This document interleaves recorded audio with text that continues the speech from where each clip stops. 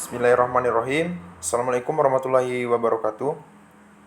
Baiklah, di sini saya Dery Irawan dari kelas PGMI 6D Prodi PGMI semester 6. Baiklah, di sini saya akan menjelaskan yaitu tentang mekanisme pendidikan karakter. Yang pertama itu pengertian pendidikan karakter.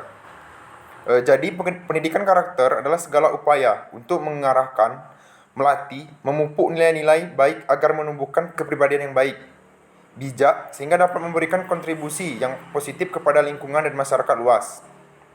Definisi tersebut sejalan dengan pendapat Menggawangi atau dalam Kesuma 2013 halaman 5 yang berpendapat bahwa pendidikan karakter adalah sebuah usaha sadar untuk mendidik anak-anak agar dapat mengambil keputusan yang bijak dan mempraktekannya dalam kehidupan sehari-hari. Kemudian pengertian pendidikan. Pendidikan adalah berbagai upaya untuk mewujudkan pembelajaran agar peserta didik dapat secara aktif belajar dan mengembangkan potensi dirinya menjadi lebih baik dari segi kecerdasan, pengetahuan, kepribadian, dan sebagainya.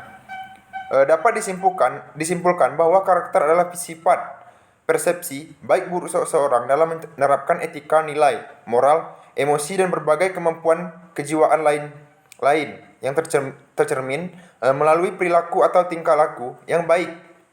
Karakter juga dapat didefinisikan sebagai nilai dasar yang tertanam dan dimiliki oleh individu sebagai pondasi diri untuk berbuat baik sesuai dengan norma yang berlaku di masyarakat. Kemudian, sistem karakter.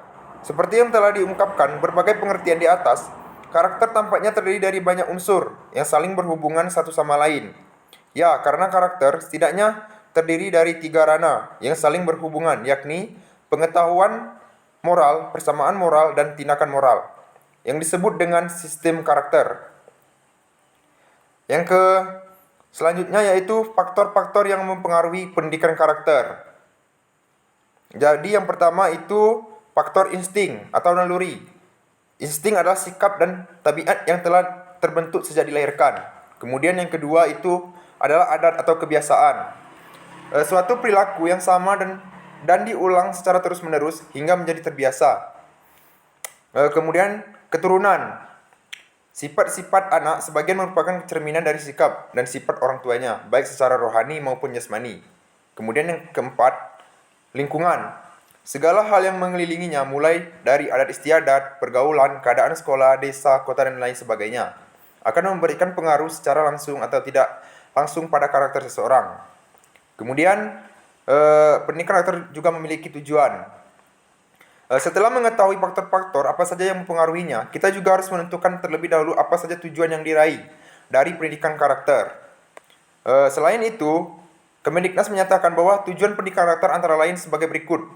Yang pertama itu mengembangkan potensi nurani atau kalbu atau afektif peserta didik sebagai warga negara yang dimiliki nilai-nilai budaya dan karakter bangsa. Kemudian yang kedua itu mengembangkan kebiasaan perilaku secara peserta didik yang terpuji dan sejalan dengan nilai universal dan tradisi bangsa yang religius. Kemudian yang ketiga, menanamkan jiwa kepemimpinan dan tanggung jawab peserta didik sebagai penerus bangsa. Kemudian yang keempat itu mengembangkan kemampuan peserta didik menjadi manusia mandiri, kreatif, dan berwawasan kebangsaan. Kemudian yang kelima terakhir, mengembangkan lingkungan kehidupan sekolah sebagai lingkungan aman, jujur, kreatif, dan bersahabat. Kemudian karakter juga memiliki berbagai fungsi. Yang pertama itu fungsi pembentukan dan pengembangan potensi agar peserta didik mampu mengembangkan potensi dalam dirinya untuk berpikir baik, berhati nurani baik, dan berperilaku baik dan berbudi luhur. Kemudian yang kedua, fungsi untuk penguatan dan perbaikan, memperbaiki dan menguatkan peran individu, keluarga, satuan pendidikan, masyarakat, dan pemerintah untuk melaksanakan tanggung jawabnya dan berpartisipasi dalam mengembangkan potensi kelompok, instansi, atau masyarakat secara umum. Yang ketiga itu fungsi penyaring.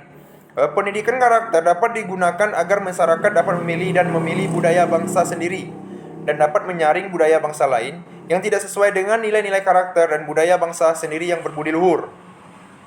Kemudian, strategi pelaksanaan pendidikan karakter. Lalu, bagaimana agar pendidikan karakter dapat melaksanakan berbagai tujuan dan fungsi yang ingin dicapai berdasarkan nilai-nilai dan faktor yang mempengaruhinya.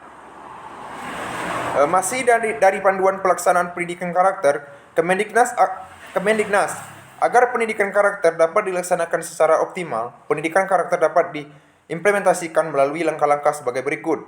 Yang pertama itu sosialisasi ke stakeholder atau komite sekolah, masyarakat, dan lembaga-lembaga lainnya.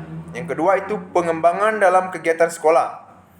Kemudian yang ketiga itu menyelenggarakan kegiatan pembelajaran. Kemudian yang keempat, pengembangan budaya sekolah dan pusat kegiatan belajar melalui kegiatan rutin, kegiatan spontan, keteladanan, dan pengondisian. Kemudian yang kelima, kegiatan ekstrakurikuler. Kemudian yang keenam, menanamkannya melalui kegiatan keseharian di rumah dan di masyarakat. Thank you, terima kasih. Mungkin itu saja yang dapat saya jelaskan pada kesempatan kali ini. Terima kasih dan mohon maaf jika masih terdapat banyak kesalahan. Saya akhiri.